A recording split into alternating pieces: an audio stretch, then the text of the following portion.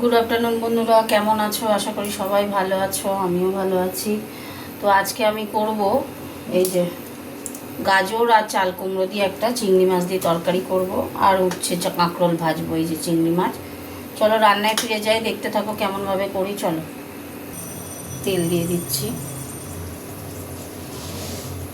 এদিকের কড়াতে উচ্ছে আর কাঁকরোল ভাজবো, একটু তেল দিয়ে দিলাম। এই যে এদিকে কড়া বসিয়েছে, উচ্ছে আর কাঁকরোল ভাজবো। তেলটা গরম হোক। তেজপাতা শুকনো লঙ্কা দিয়ে দিলাম। এবার দেবো একটু পেঁয়াজ, দেবো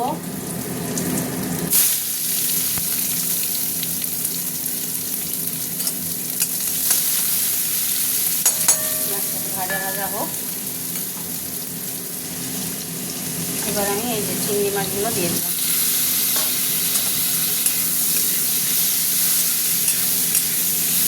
চিংড়ি মাছগুলো ভাজা ভাজা হবে। দুটো টমেটো দিয়ে দিলাম। এবার এক এক করে আমি মশলা দেবো, বুঝেছো? তারপরে চাল কুমড়োটা দেবো। এই যে আদা রসুনের পেস্ট দিলাম, বেশি দেবো না। দিলাম, দিয়ে দেবো লঙ্কা গুঁড়ো, তারপরে দেবো ধনে গুঁড়ো,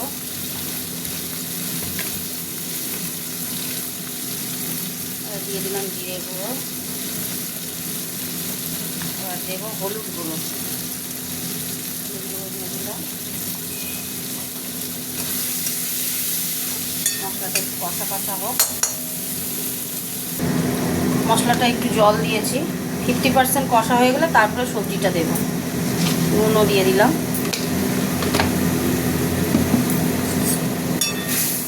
হতে থাক। দেখো জলটা শুকিয়ে গেছে। এইবার আমি গাজর আর চাল কুমড়োটা দিয়ে দিলাম। নাড়তে থাকবো।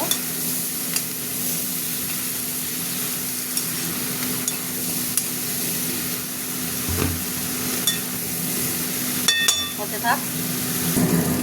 দেখো এদিকে কাঁকরোল আর উচ্ছে ভাজবো, ঝিরঝিরি করে কেটেছি, ভাজা হবে এখনো। হতে থাক। আর এটাও হচ্ছে। একটু মিষ্টি দিয়ে দেবো। চাল কুমড়ো একটু মিষ্টি মিষ্টি না হলে ভালো লাগবে না। মশলা কষে দিয়ে দিয়েছিলাম, আর একটু দিয়ে দিলাম। এবার আস্তে আস্তে সিদ্ধ হবে। আলু দেওয়া না, বুঝেছো? শুধু চাল কুমড়ো আর গাজর। বাহ, একদম সব ঠিক আছে। হতে থাক। চলো বন্ধুরা, এই যে হয়ে গেল চাল কুমড়ো আর এটা কমপ্লিট হয়ে গেছে। এবার ঢাকা দিয়ে দেবো। মাখা মাখা হলো, গ্যাস অফ করে দিলাম। চলো তোমাদের সাথে একটু কথা বলে নিই। তো চিংড়ি মাছ দিয়ে চাল কুমড়ো বানালাম, দেখলে তো কেমন করে। এটা আগেও করেছি, তা তোমরা একটু কমেন্ট করে জানিও কেমন হয়েছে। আর চিংড়ি মাছগুলো বড় বড় ছিল গো, একটু কমেন্ট করো কেমন। টাটা।